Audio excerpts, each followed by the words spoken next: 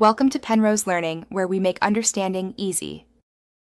In this video, I will explain how to make a delivery note in Tally ERP 9. First, from the gateway of Tally, you will navigate to Inventory Vouchers. This is your starting point for all inventory-related transactions. Next, select Delivery Note from the voucher types displayed. This ensures you are using the correct document for goods dispatched. Finally, input the party's name and all relevant dispatch information, like the order number, to begin your entry. Moving on, after selecting the delivery note, you will specify the order number. This links your delivery to a pre-existing sales order, ensuring proper tracking. Then, carefully input all dispatch details, including the document number and the date of dispatch.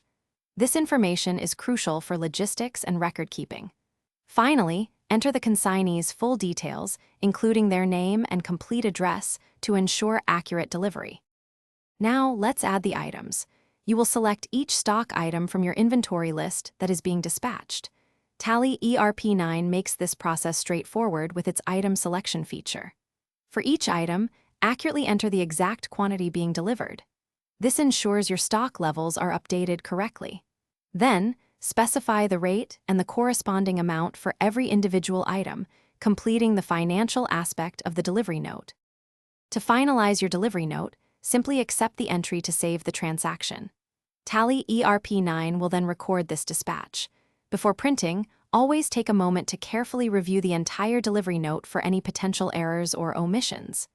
Accuracy is key here. Finally, you can print multiple copies, one for your records, one for the transporter, and one for the customer, ensuring everyone has a clear record of the goods delivered. Thanks for watching. If this was helpful, leave a like and consider subscribing. See you next time.